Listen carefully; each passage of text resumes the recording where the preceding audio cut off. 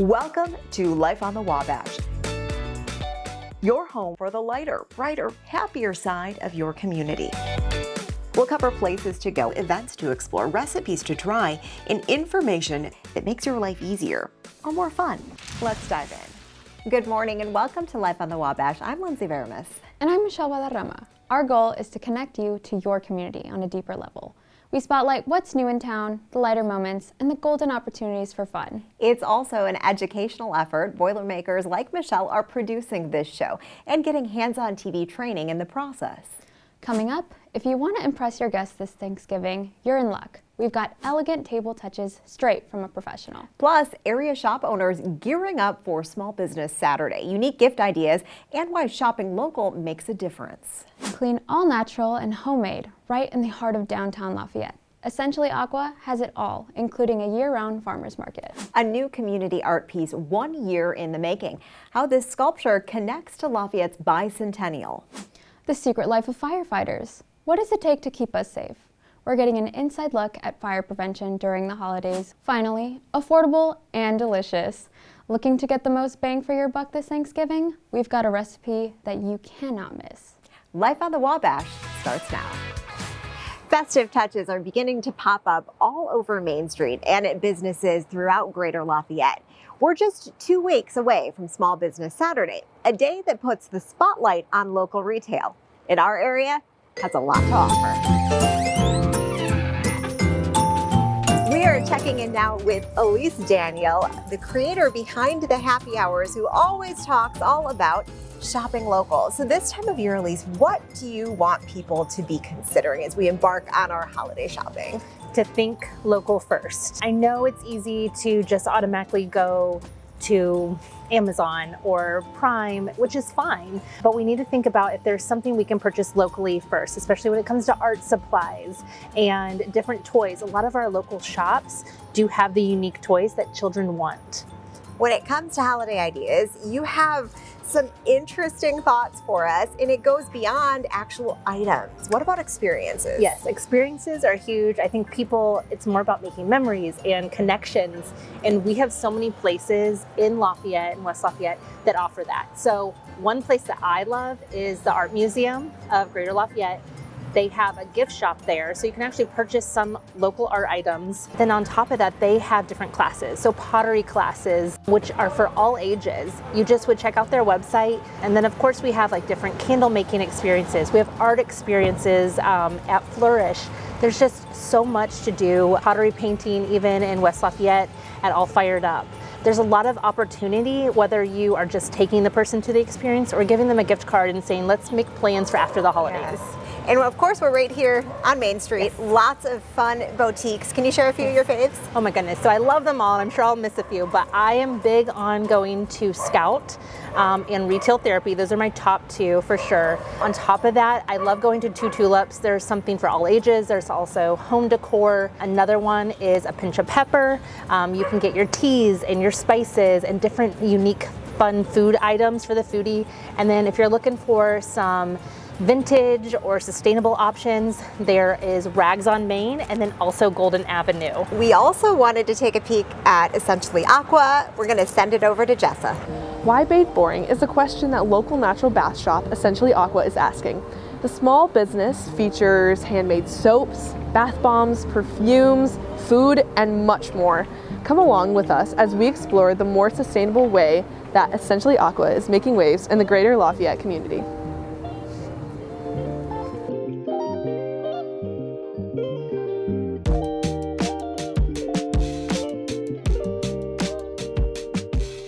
With me here today is Aurora Wilson, founder, owner, and maker at Essentially Aqua. Yeah, hey. So Aurora, please tell us how you came up with the vision for Essentially Aqua. Yeah, so I actually have a ton of health problems, and they kind of started about 10 years ago. As most people do, you start looking for those reasons and ways to like get healthier. And so I started with like my diet, right? And I was like, okay, I've cleaned up my diet. I got rid of sugar, started drinking a bunch of water, but I still have chronic migraines and I have a lot of muscle pain, so fibromyalgia. And so I started looking at what we put on our bodies. I started learning about about these essential oils, and I'm like, oh my gosh, maybe this is a way that can help me replace some things.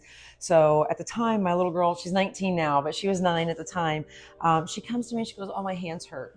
And so she did this and her knuckles just cracked open and started bleeding. And I was like, oh my gosh, wait a second. I know, right? Yeah. And so I'm like, well, I've got this fancy essential oil kit. Let's see what it can do. And so I whip up a lotion bar. It's just coconut oil, shea butter, beeswax, lavender essential oil. And I can't even believe it. 2 days later, her hands were like completely healed. And I was like, oh my gosh. Christmas of 2018, I just threw it up on Facebook. And the first week I made like $300. Whoa. I know. And I'm like, I have the best friends ever, right? And so I was like, well, let me do it again. And then I made $200. And then the third week I made like another couple $100. I'm like, okay, this isn't my friends, like just my friends helping me. There's a need, right? And so I just started going. And then after Christmas, my husband and I were talking and it was like, well, now what? And he goes, I really feel like you're onto something. I think you could do something with this. And here we are 7 years later. Whoa. Yeah. Oh my word.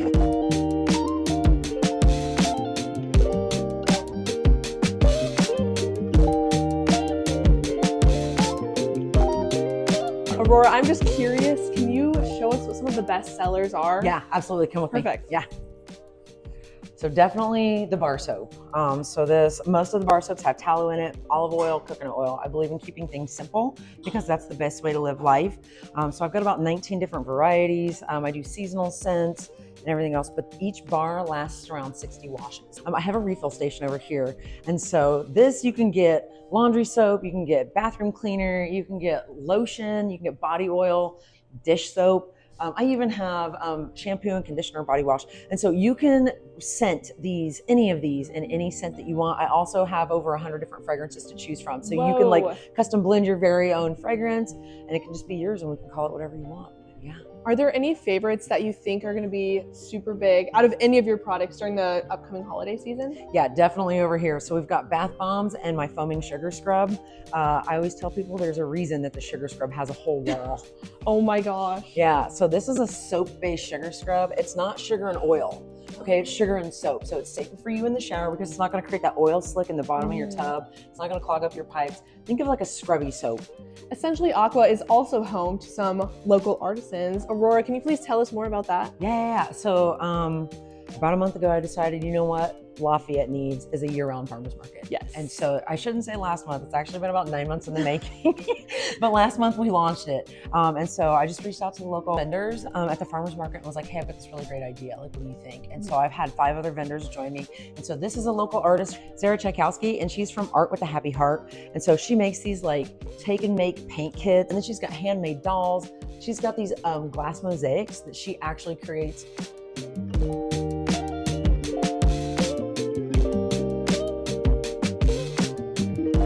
One of the things is that, you know, there's a food shortage kind of in downtown, like a lack of where to get food. And so we just wanted to kind of bring that here to the community. So on this half of the shop here, we've got Snickles Bakery. And so she's got some grab and go snacks. Like, look at this pumpkin spice snack mix. Like, how dangerous is this, right? I like these oatmeal cookie sandwiches and stuff. Ooh. Yeah, she hands makes everything in her kitchen. And so this is just another small business. All right, now can you show us more about what we've got going on in these freezers and fridges? Yeah. So of course you can't have a farmer's market feel without having fresh produce and fresh meats, right? Yes. And so here we have Actually Farms, and they're partnering with Freshly Milk. So we've got like eggnog and chocolate milk that's lightly pasteurized, non-homogenized. You can get like potatoes and your butternut squash and your spaghetti squash. And so this is like just a fun little way. They have like spinach and lettuce mix and celery. I mean, it's everything. Fresh. It's everything everything you need. And they have like 8 greenhouses. So you know it's like fresh. And now we're here with Rodney, who is actually a farmer at Middle Fork Meadows. So Rodney, can you tell us more about the process of getting your meat from the farm then to essentially Aqua? Sure. Yeah, we've been coming to farmers markets for a few years. Our focus is on soil health. We want to raise meats without the hormones, antibiotics, vaccines, that kind of thing, as naturally as possible. So in today's world, all the farmland is corn and soybeans, and a byproduct of that is very unhealthy food, essentially, or food that's not full of the nutrients that we need. That's what this is all about.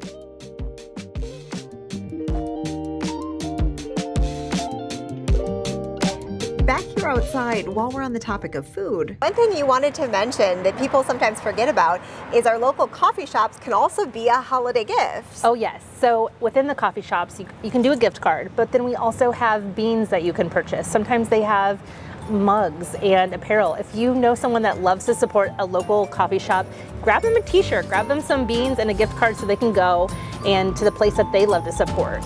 As always, we are feeling inspired. Thank you so much, Elise. And of course, don't forget, Small Business Saturday is coming up Saturday, November 29th.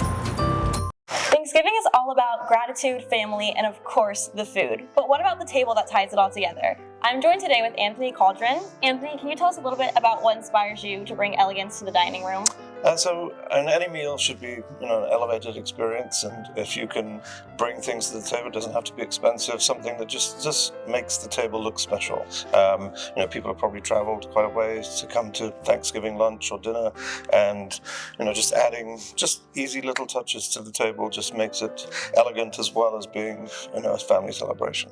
Awesome. Let's walk through what a proper place setting should look like. Sure, absolutely. We have a place setting if you are going to go as formal as you want. Sometimes there's not enough space to set this kind of place setting. A knife and a fork. Fork on the left, knife on the right. Bread plate if you've got space, but again, for Thanksgiving, space is usually the premium because you've got so many people. Many people don't have probably enough silver or china to fit everyone that's coming, and so it's perfectly okay to mismatch and just make it a thing. Alternate different types of silverware, different types of glasses, so that it looks fun and it looks like you intended to do it. If you are using linen napkins, you can have them on the table, or you could have them in the glass, which is really easy. Just take the napkin, find the middle, fold up, and place. And again, what you're looking for is always to elevate a table, is to give it height, because it's a pretty linear space. Yeah, let's talk about flowers. We have different levels here. Yes.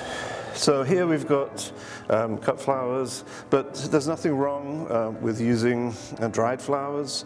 I certainly would recommend, if you've got some good artificial flowers, to mix them together. It's perfectly okay.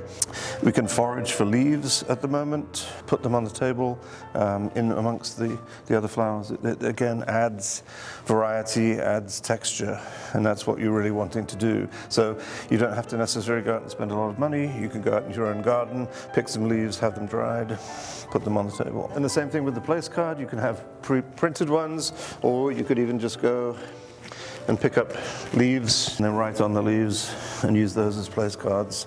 That's so creative. Little touches that make it seem personal and make it different. If you are putting flowers on the table, make sure that they're either below people's head height or way above them, so that you're not blocking people's view across the table. Let's talk about some fun at-home ways folks can have a fun centerpiece, low cost. Absolutely. What are your thoughts? Yes. So, most people buy wreaths for doors, but there's nothing wrong with buying a Thanksgiving wreath or autumnal wreath and just using it as a table center. You can potentially put your flowers into the middle of it, and you've suddenly got a much more spread. And again, what we're trying to do is get some variety of heights just to make it more interesting. It's fairly easy to pick up crafted items. So you've got these big leaves, and again, you've added color, variety, and you've designed it to fit the table. Another easy idea is just to purchase a piece of fabric. You can take napkin rings and just thread the fabric through it. That's awesome. And using just Amazon boxes or whatever you want, give some height. Absolutely. And again, you can put your flowers up if you want. Oh, wow. You can also just go out and, as I say, forage plants, leaves, and then you can just buy a fairly cheap bunch of chrysanthemums, particularly because they last well without water, and then just pull the heads off. It just gives you some variety, and again, you can pick up any branches or leaves that look fun in the garden, and makes it just interesting and different. Yeah, you have a beautiful at-home centerpiece for next to nothing. Exactly. That's awesome. Let's walk through an easy napkin demo for folks to do at home. This is beautiful. I'd love to try it out myself. Great. Yeah, these are really easy, and the great thing about them is that you can fold them today and keep them in a drawer or a box until Thanksgiving, and it's flat and it's ready to go. You take your normal napkin and fold it in half, and then you're going to take the opposite corners and fold to the middle. Oh, see? Okay. I got it. And the thing about folding napkins is make it as precise as possible. So yes, you're great on that. Then turn the whole thing over. And then you're going to sort of magically imagine a line halfway. Okay. And bring that up halfway. Yep. And then flip that top up. Okay. So you've got like a mountain range. Oh, yeah. And then you're going to, again, make an imaginary line from the point here to the point here. And fold that in and underneath your first mountain. Okay. So all the way in, nice and tight. Make it snug. Yeah. Yeah? Yep, perfect. Okay. And flip the whole thing over. Do the same thing again, matching that point to that corner. Take this and stick it. Tuck it in underneath. Yeah. Also, at that point, you could leave them stacked, ready to go. And then on Thanksgiving morning or whenever you set up the table, just take your hands. Mine definitely needs some more practice, but it's almost there. You have to, fixed it. The nice That's thing about awesome. linen napkins is you can be tough with them. Okay. Paper napkins, you have to be a lot more gentle because they will rip. But in linen napkins, you can be. Thank you so much for helping us take this Thanksgiving to the next level. You're very welcome. Thank you. Thank you. The holiday season is upon us, and no better place to learn about fire safety than right here at the West Lafayette Fire Department. We'll learn about the station, hear about fire ordinances, and even get to try on the gear that keeps our firefighters safe. So joining me today is Curtis, a firefighter here at the station. So Curtis, what does the station mean to you? Station's pretty much a home away from home. You get to live with your buddies instead of your actual family at home. We get to pretty much hang out until the calls come in, and then we get busy. Then we work together and enjoy it. Yeah. And what are some services that you guys offer here at the department that people typically don't think of? Usually during the spring, summer, we actually get ducks out of a drain. Things in trees, cats in trees, drones. We've done that, gotten pretty much any service call that you can imagine, we usually get called for it. Amazing. Well, thank you so much for sharing. All right, now I'm joined with John, the lieutenant here at the station. So as we head into the holiday season, what are some of the most common and avoidable fires that you guys typically see? Probably the most avoidable fires we see are related to alternative heat sources and chimneys. So we recommend that everybody get their chimneys inspected before the burning season and use great precaution when using alternative heat sources such as space heaters, kerosene heaters, anything like that. And then going off of that, what are some key fire or safety protocols to keep in mind for this holiday season? Probably the number one safety concern with the holidays is the added electricity. So during Thanksgiving, putting too many crock pots and overloading power strips, Christmas lights overloading, Christmas trees, making sure they're watered and maintained. Mm-hmm. Well, thank you so much for sharing today. So now that we've learned a little bit more about the station and some fire safety protocols, it's time to suit up and see what it's like to be a firefighter, at least for just a few minutes. Okay. New recruits for the fire department have 1 minute to get in boots and pants and helmet and gloves, and 2 minutes to be on air to pass their Fire 1 and 2 exam. So would you guys like to try this challenge? Let's start in 3, 2, 1, go.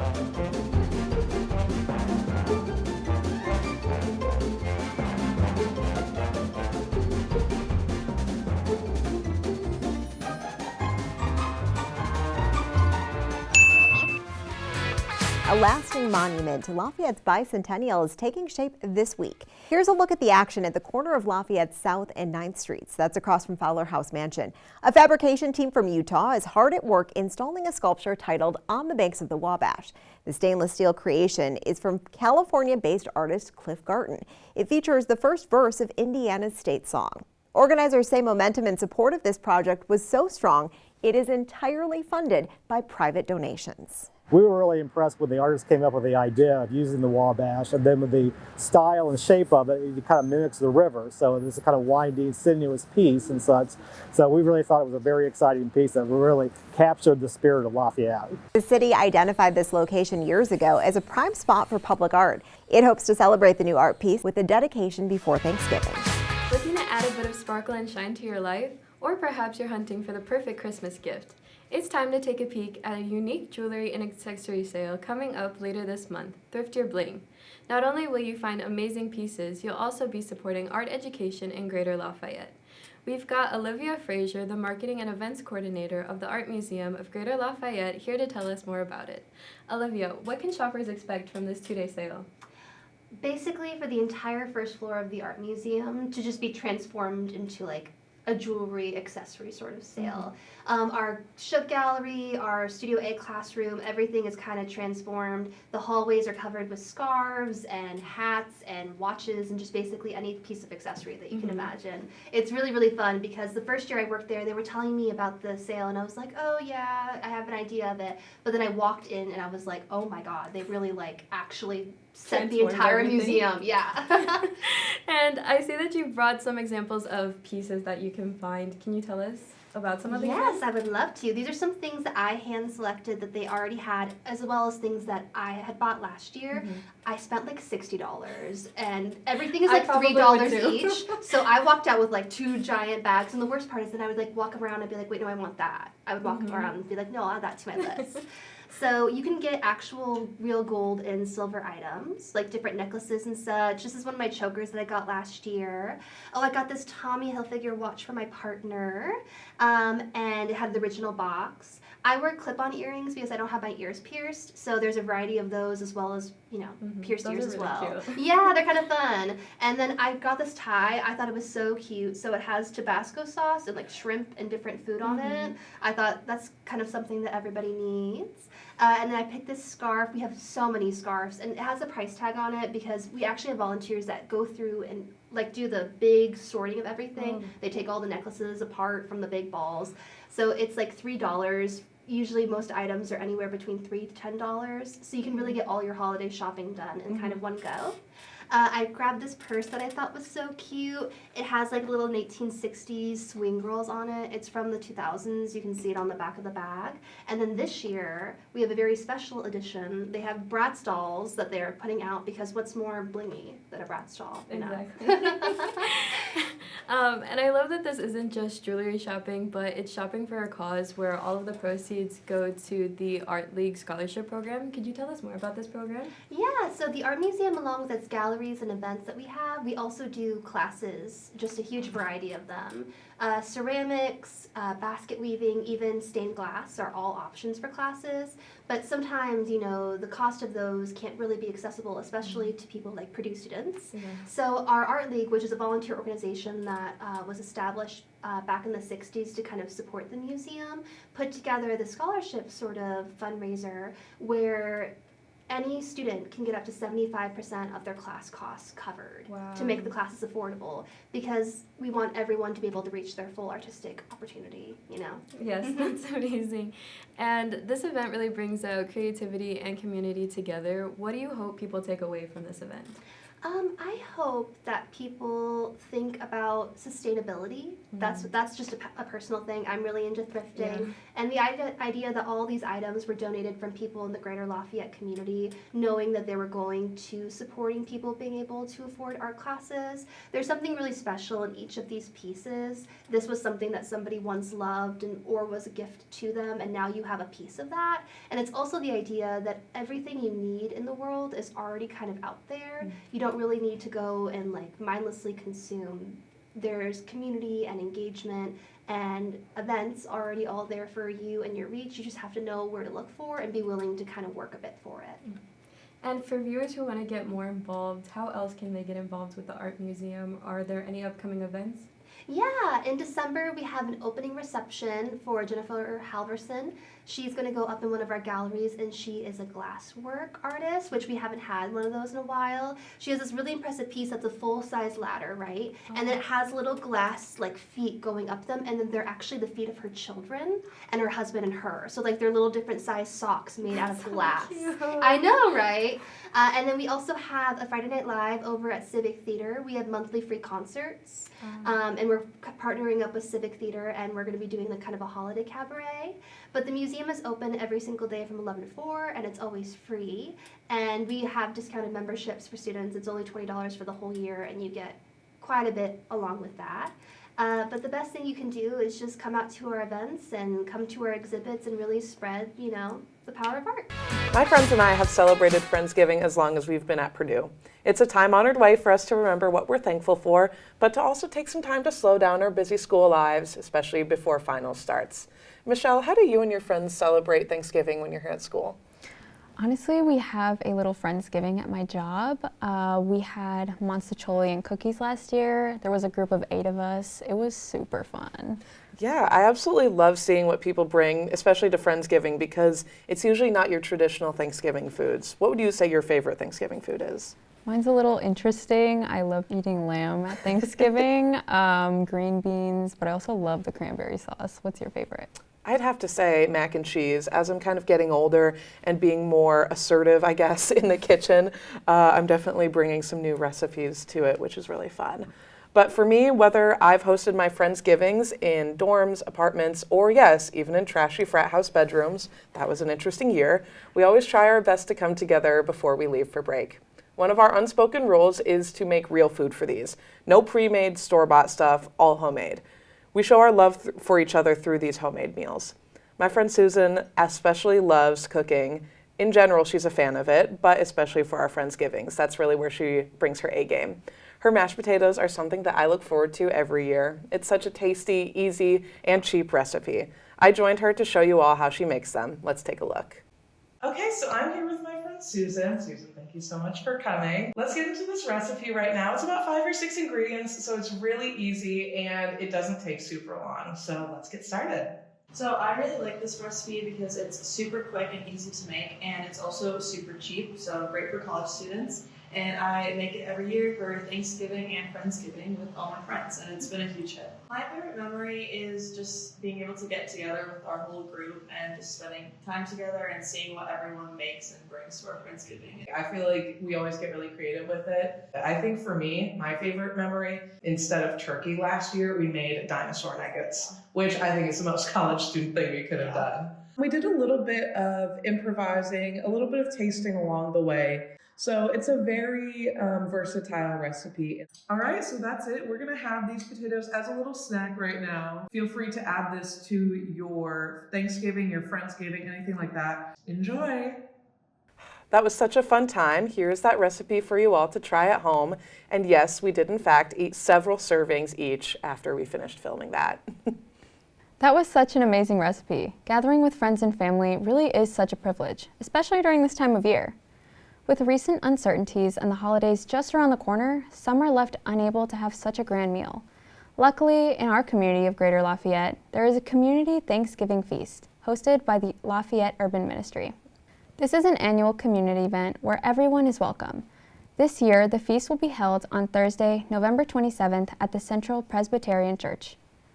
You can contribute to this event by donating money, food, supplies, or even your time. To find more information about this event, go to Lafayette Urban Ministry's website. If you have a story you'd like to see in our next episode of Life on the Wabash, send us an email, connect with us on Instagram, or subscribe to our YouTube channel. Your voice will help drive the show, and we're eager to hear from you. Here's a look at when you can find us next. Brought to you in partnership with Purdue University Brian Lamb School of Communication and NBC 16 Lafayette, a Star City TV station.